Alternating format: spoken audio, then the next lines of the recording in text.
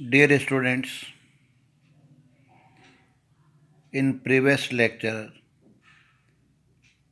I have explained the concept of subgroup कि किसी group का सबग्रुप क्या होता है। आज ये वीडियो मैं हिंदी में बना रहा हूँ क्योंकि कुछ बच्चों ने कहा कि थोड़ी समझ में आता है, समझने में मुश्किल आती है। तो चलो कोशिश करते। Some facts about the subgroup, उप समूह के बारे में कुछ तथ्य कि जी एक समूह है और एच उसका उप समूह है, एच भी सब ग्रुप ऑफ जी। तो एच की आइडेंटिटी और जी की आइडेंटिटी सेम होगी। कहने का मतलब है ग्रुप और सब ग्रुप की आइडेंटिटी सेम रहती है। इसको कैसे देखते हैं?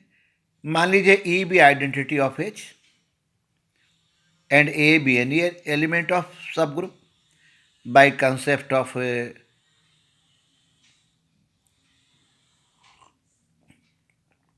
identity. AE is equal to EA equal to A for all A belongs to H.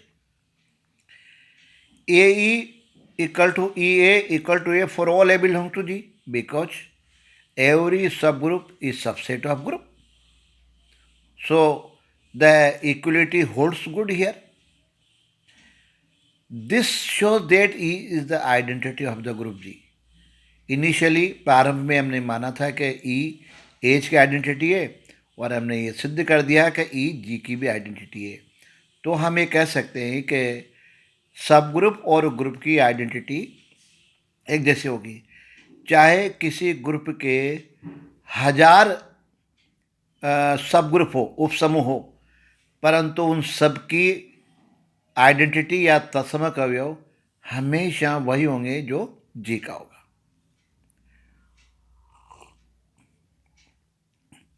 इसी तरह से दूसरा कंसेप्ट है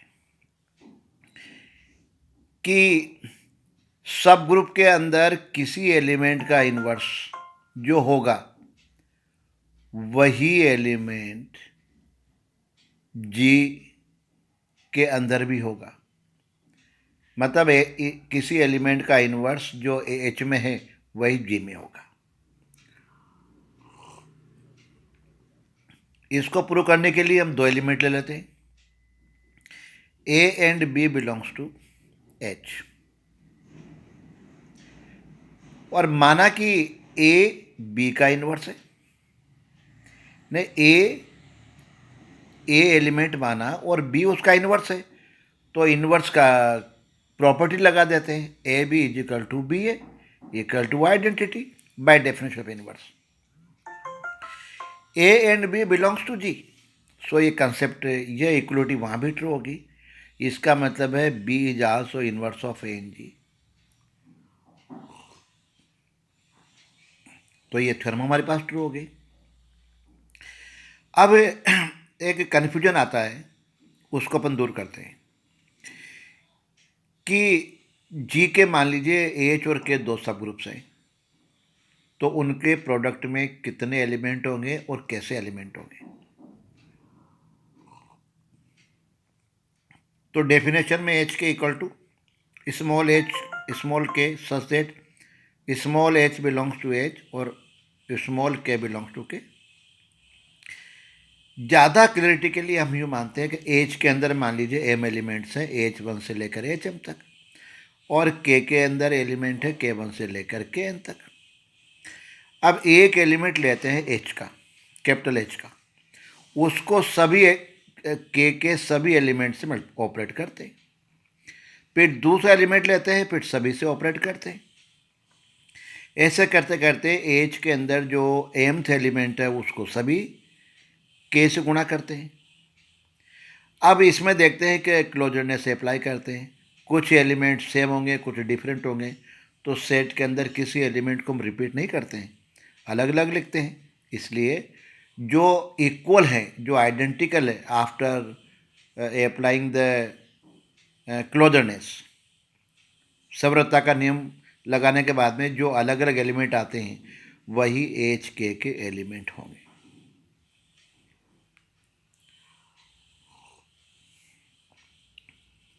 नाउ अलग तरह की थ्योरम है कि H and K are two subgroups of the group G, then HK, their product, is also subgroup of G if and only if HK equal to K।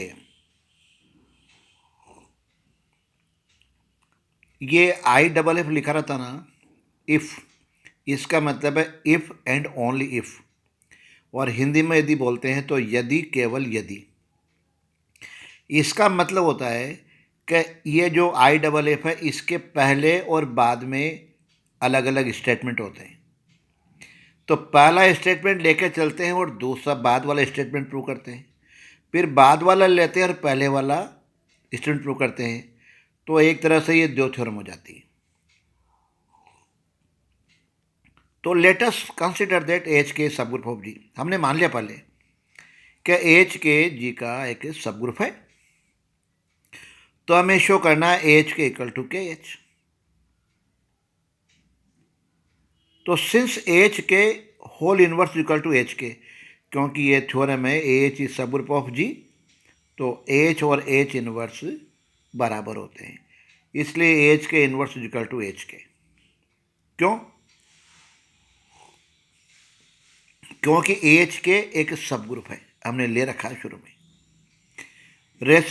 Reversal राशि हम खोल सकते हैं K inverse H inverse equal to H K. बहुत important concept है ये। फिर हम देखते हैं नेक्स्ट में कि के एच इक्वल टू एच के, ऐसे जैसे के इनवर्स इक्वल टू के और H inverse equal to H, क्योंकि एच और के सब ग्रुप्स हैं। तो के एच इक्वल टू एच के, इसका मतलब कि यदि एच के जी एच इंटू के जी का सब ग्रुप है तो H K equal to K H होगा, कम्यूटेटिव प्रॉपर्टी ट्रू होगी। कन्वर्सली अब हम मान लेते हैं कि एच और के सब ग्रुप हैं और कम्यूट्स करते हैं, तो H K equal to K H हमने मान लिया। अब हमें प्रूव करना है कि एच के जी का सब ग्रुप होगा। तो बाय एनएस कंडीशन हमने इसको लिख दिया, H K equal to H के इनवर्स, और उसको सोल्व कर दिया, और लास्ट में अब ये आ जाएगा कि एच के सब ग्रुप। ठीक वैसे ही एक नया कंसेप्ट है कोसेट, हिंदी में इसका नाम है सहज समुच्चय। मान लीजिए जी कोई ग्रुप है और एच इसका सब ग्रुप है, जब भी कोसेट आएगा तो एक सब ग्रुप होगा। अब हमने ग्रुप का कोई एलिमेंट ले लिया,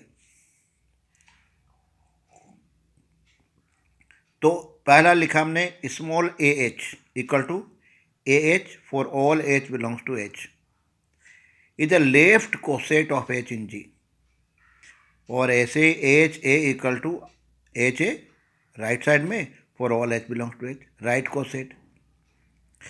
अब देखो स्मॉल ए यदि एच के लेफ्ट में वाम दिशा में रखा रहता है तो हम लेफ्ट कोसेट बोलते हैं, और दक्षिण दिशा में या राइट साइड में लिखा हो एच के तो उससे हम राइट कोसेट बोलते हैं। हर ग्रुप का एक कोसेट तो हमेशा मिलेगा, H E equal to E H बराबर एच, जहाँ ई आइडेंटिटी एलिमेंट है। It is a left coset as well as right coset also. Example के लिए हम लिख लेते हैं कि जैसे जी 1 - 1 आयोटा माइनस आयोटा, ये एक मल्टीप्लेटिव ग्रुप है। एच के अंदर 1 और -1 इसका सब ग्रुप ले लिया। अब हमने राइट कोसेट निकाले, H1 का मतलब एच के एलिमेंट को 1 से गुणा कर दिया, ऑपरेट कर दिया। ऐसे -1 से किया तो आप देखें बराबर आ जाता है, तो H1 और H-1 दोनों कोसेट बराबर है, तो ये एक ही होगा। ठीक ऐसे ही HI और H-I भी बराबर होंगे। तो कहने का मतलब है वी हैव ओनली 2 कोसेट्स, और उनका यूनियन लेते हैं तो आप देखेंगे जी के बराबर हो जाता है। तो एक थ्योरम भी बन जाती है कि union of all cosets of a subgroup in the group G is equal to G. Hence the theorem.